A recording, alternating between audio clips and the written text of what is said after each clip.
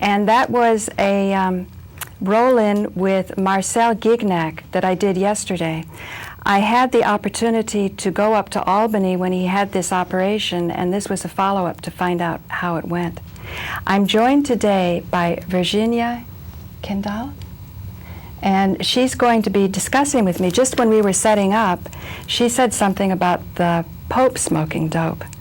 So maybe with the CG you can push that up, because I want to, or just eliminate farther down the rabbit hole, because they already know that this is farther down the rabbit hole, and we can have the telephone numbers still showing. So studio to control room. There we go. Okay. Yeah, you can make it littler and push it up. Marcel has got multiple sclerosis, and Marcel discovered something called chronic cerebral spinal CCS insufficiency. Anyway, venous insufficiency. And what that means is they've discovered that a lot of MS patients have the problem of blood, after it's given its oxygen to the brain and it goes back into the heart, it gets blocked in the veins. So instead of going back to the heart to get replenished with more blood, it goes back up into the brain, oxygen deprived.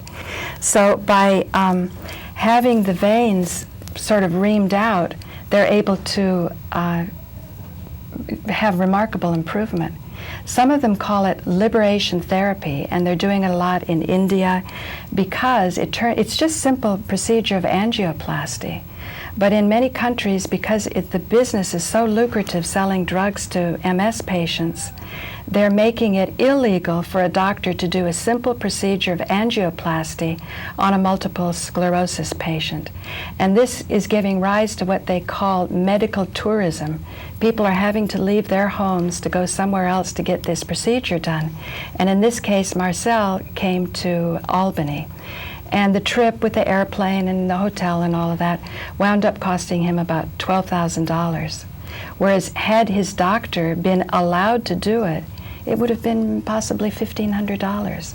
So he had written to the Minister of Health for a compassionate request to do this, and he was denied. So it's a very big deal because he felt he had a very bad form of multiple sclerosis. He shouldn't have lived for a year. And he felt he had a 50-50 chance with this. He also had a concern because he is I guess what you'd call a heavy cannabis user. But you can see if you look at his YouTube postings, he functions and he operates this way very well. He's very focused, he's very clear, he's getting a lot done.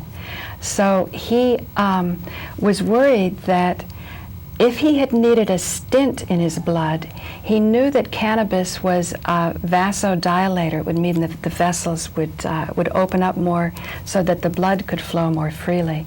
He was concerned that the blood would, or the vessels wouldn't be able to hold a stent in case there was a twist in his vein that was preventing the blood from going back to the heart.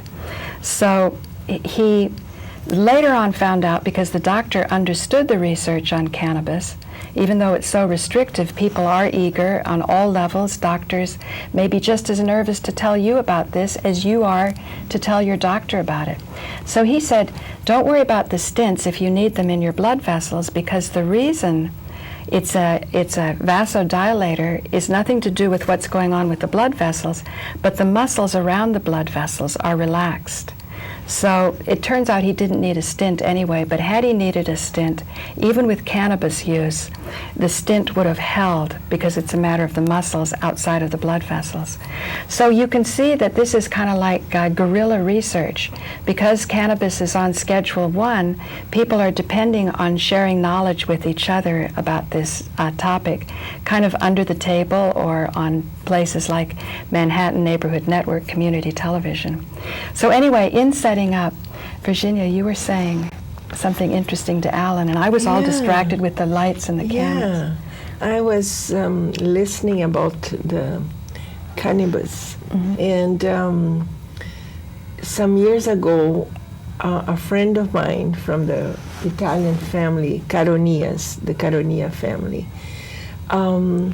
they have an uncle who guards the vice popes and the old popes and the arts in the collection, the valuable collection. Yeah.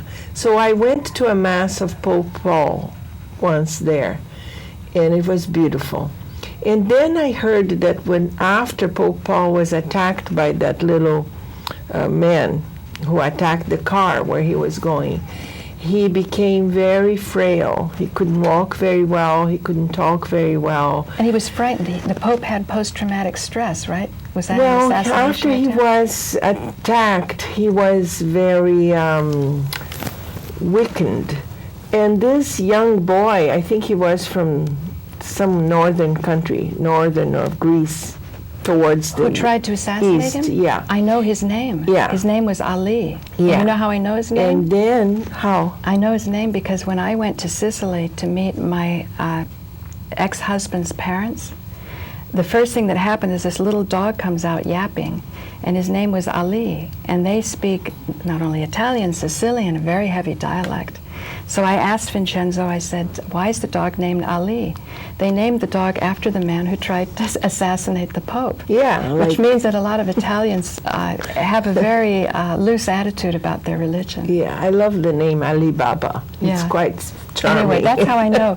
Ali was the man who attempted to assassinate the Pope. So you know the story, how the Pope got slightly No, I don't know the endangered. story. All I know is the name of the guy. He got endangered physically. He couldn't talk so well.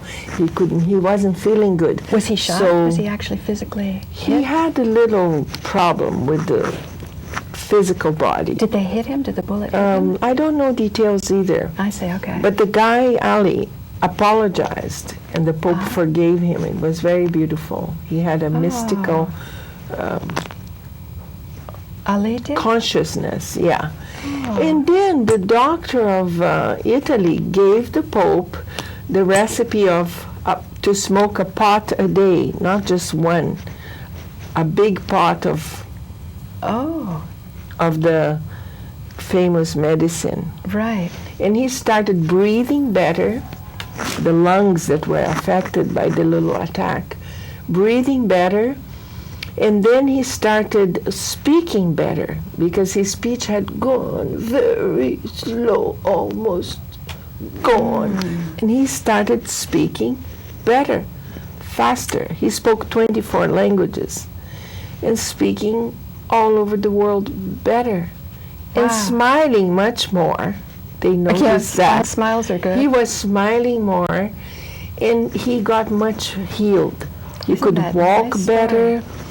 It is a miracle. But this doctor is friends of the vice pope that at the time took care of the old stuff. And he's related to the Caronias. And I was really surprised with this wonderful medical aspect of the beautiful marijuana, as we say. Right. Yeah. Well, ladies and gentlemen, there you have it. Here on community television on Manhattan Neighborhood Network, you were able to hear the inside scoop. So do you know who David Peel is? I heard this name. David Peel is a man who's an artist, a musician who lives in the East Village, who was playing when John Lennon first went into the village. Yoko Ono was showing him around. Of course, she knows it.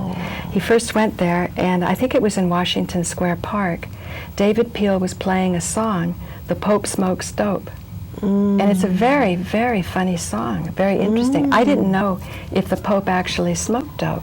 Now I find here at MNN setting up the studio that you're telling me that this is true. He had the dope as a medication. The marijuana, Yeah, cannabis. and many psychiatrists had also as a medication the other heroin? No, not yeah, opium. Opium. The opium was used by some important Opium as a painkiller has doctors. been used throughout the ages. At a certain point in a person's pathology, if the pain is so great, you want to alleviate it. As a matter of fact, the man Marcel, who I just interviewed, was saying his overarching guiding light is to help people get out of pain. And we were having this discussion saying that doctors are educated in such a way that they trust the textbooks more than what the patient's telling them. And even in the first year of their education, they're told that the patients will always lie to you because all they want from you is drugs. So they're told to be suspicious of what the patients are saying. And as a result, they're not seeing what's right in front of them, just to show the heavy conditioning of the training. Yeah. Well, also the pure cocaine in Bogota and those countries was used by the walkers, the poverty in the past, the gurus too, where they could walk from New York to Boston without eating, without... It wasn't cocaine, was it chewing the leaves? That the It cocaine was comes actually from? the whole aspect of cocaine, the leaves whole leaf, and the chewing too. It's the same thing with the cannabis plant. If you take the whole leaf and you render it into an oil, you come up with a very complex and rich substance that Yes. heals. Do we have a caller? Yes, we have a caller. Great. Caller? Oh, you need to put the sound to the studio. I think Susie knows how to press those things. Caller, just interrupt whenever you can. Just tell callers to sort of wait while we're talking and then come on. But this is very exciting to be able to talk to you about the other drugs too, because I heard that opium is also anti-tumoral, and opium is on Schedule 2, whereas marijuana is on Schedule 1. And most people know that marijuana is not that dangerous, but they say it's the gateway drug that will lead to more dangerous drugs. But then why would Schedule 1, which is the most dangerous? Hello? Hi, I can barely hear you. Hello? Yes? Hello? Yes, hello? Yes, I'm calling. Congratulations on your wedding. Oh, thank you. Were you at my wedding? Yes, I was one of those in the crowd, and it was a wonderful vocation. A lot of spirituality at St. Mark's, and that's been there for hundreds of years, and you added to the distinction of being a long line of good people that went through there. Aw, So I'm glad, and I hope everything works out wonderful for you and your husband. thank And you. the reason I'm calling is the man that was speaking about being an advocate, and he doesn't want to be an activist. If it wasn't for activists, what would he advocate? The only people that get anything done that's worth advocating for eventually are the activists. So if he wants to sit back and be an advocate, which a lot of people in our country do, they sit back ready to advocate something, but they're not willing to step out in front and be an activist, because activists get things to happen. Say, do you want to tell your name? My name is Tom Kennedy. Tom Kennedy. So I'm so happy that you were at the wedding. I can't tell you how happy I am about that. I extended the invitation to everybody, and we were worried that we wouldn't have enough food, but we went to Sam's Club and we made the food ourselves. I did the wedding cake.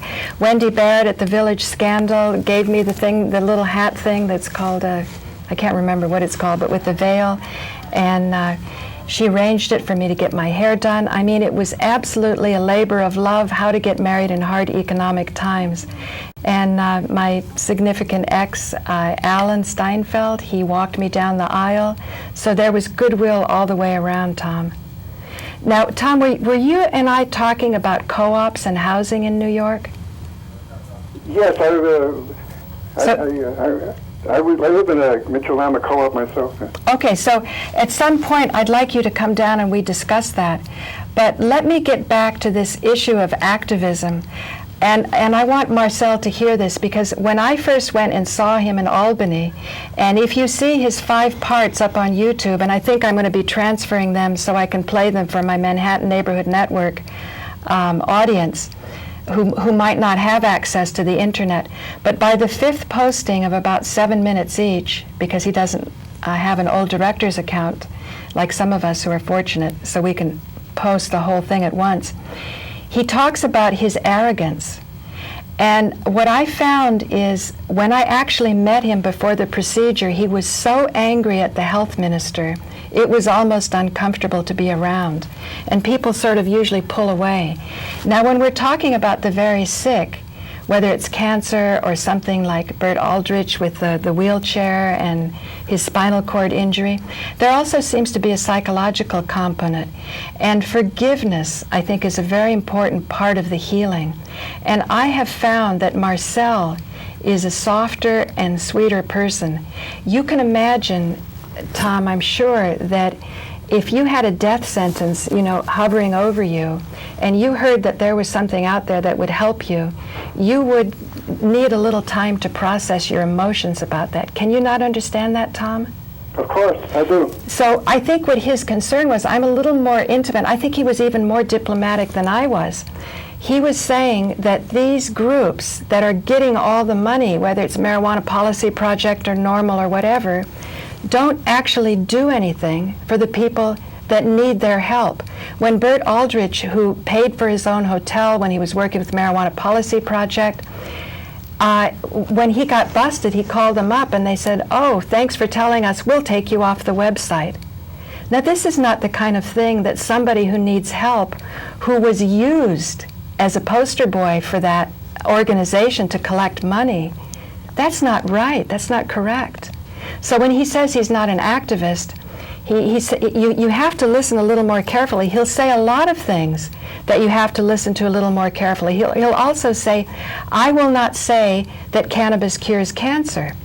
He said it's all anecdotal, including the entire film of Run from the Cure.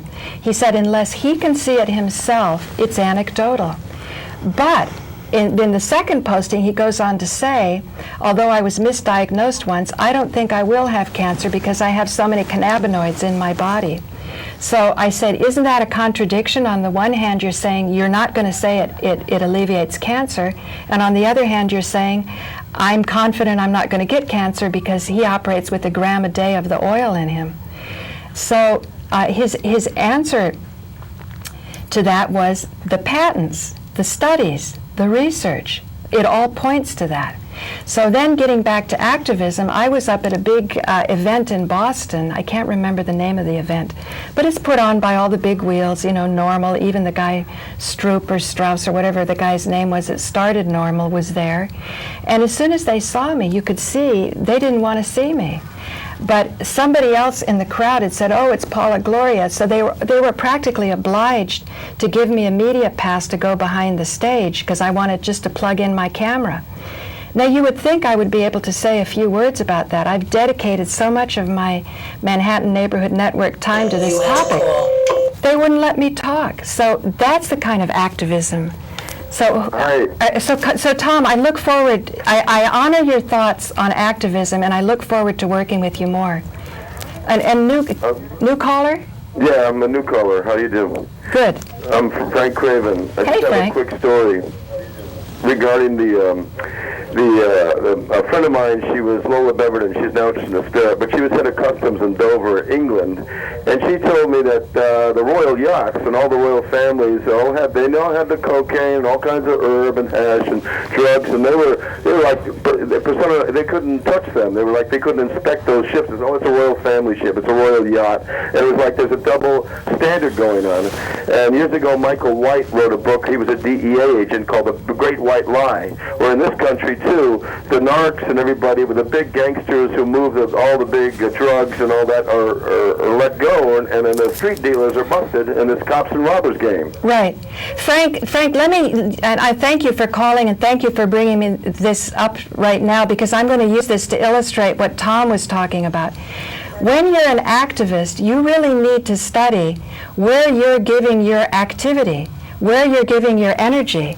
Like, in other words, if what you're doing is working for Marijuana Policy Project or Normal, and they're not lifting a finger to come up with an expert witness. There's also that organization LEAP, Law Enforcement Against Prohibition. Again, the telling factor is when you need an expert witness in court, they don't do anything. Normal, if you call them up, the first thing they ask for is a donation. Then if you're lucky enough, if you have enough money, you can get an expensive lawyer and they'll make some deal and you'll sort of get out of it. The far more interesting direction is to go where the poor go. Where are the poor people going when they're busted? And where is the money being transitioned to allow this very expensive incarceration? Every prisoner that goes into prison is given money by the federal government. Where is the federal government getting this money? They're getting this money by selling off capital assets that should belong to the American people. So when I started following Joe Barton's case, I said, Joe, you argued sui juris as a sovereign human being, giving up no rights under the threat of slavery. And yesterday with Coley Clark, she delineated how that came about with, I think, the 13th Amendment, that you do go into slavery in times of incarceration. But look at what's happening in order to feed this prison industry. We're having to make more and more people criminals. So you're taking something like smoking cannabis and you're turning it into a crime.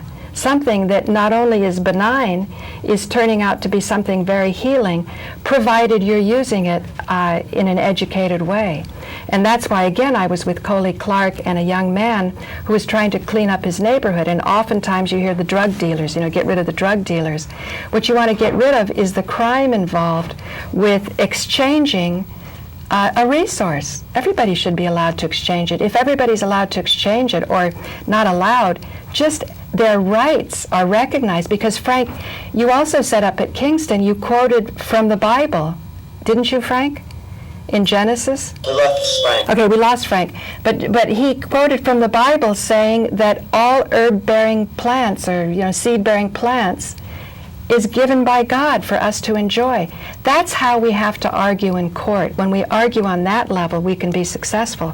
So I'm saying, you argued for your freedom. You are semi-satisfied with what you got. At least you're not in prison. I'm happy that my husband's not in prison. And at one time, I thought that's where I'd be visiting him. But we can get our wealth.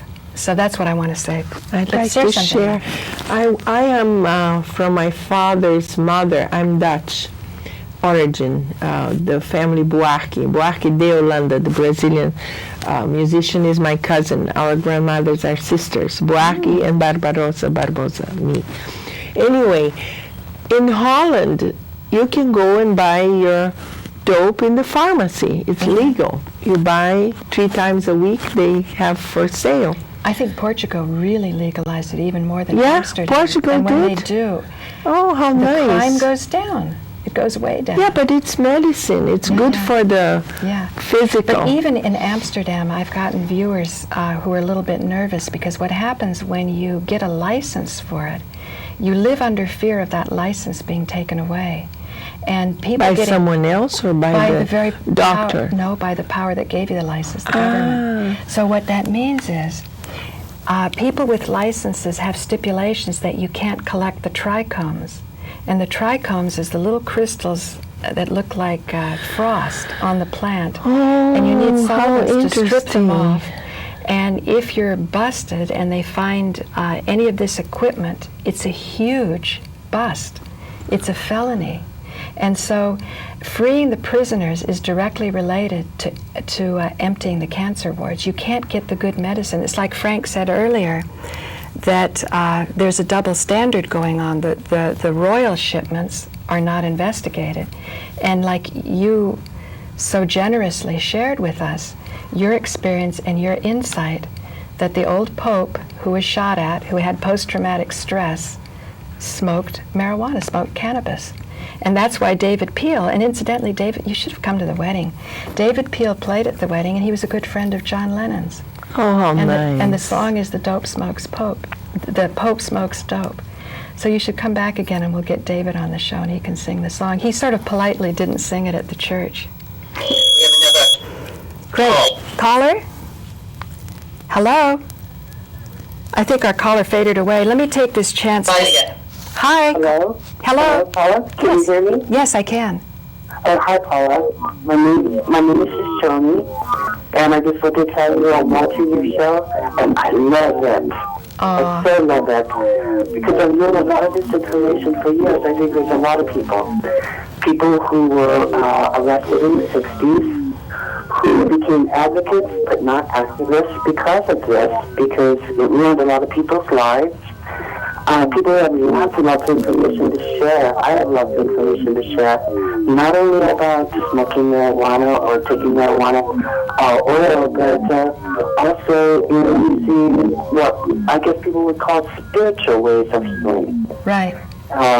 Ways I've learned so much about the body through the spirit and through the mind. And I don't want to go into it and take up your time because I'm sure you have lots of other callers. But I just wanted to tell you how much I so appreciate you and your other callers and everyone's an activist who takes the risk of saying, yes, hello, I'm an advocate. Right. Because I'm an advocate of the truth. And I'm an advocate of the love and the generosity of being human and sharing that. And congratulations on your marriage. I'm so sorry I missed it. Thank you. But yeah. Were you at the wedding? Hello? No, I was not at the wedding. I didn't know about the wedding. Oh darn! I tried to put enough, invitations and ads. I even invited the police. Oh, I would love to have been there. I would love to have been there. Yeah, and I really appreciate your call, and you're not taking up too much time because you're talking about the most central issue here, which is the spiritual aspect of this plant. Of course, if you're putting people into abject poverty and they don't have the right education, and I'm not talking about a college education, I'm talking about the education about our relationship to each other. The mother, to nature. We used to call it the mother's. Yeah. The mother's plant. Yeah. So if people are living in squalor and poverty, you can't blame the marijuana for them being ineffective. So I'm saying instead of advocacy or activism, how about effectivism? What are we doing with our actions to be effective?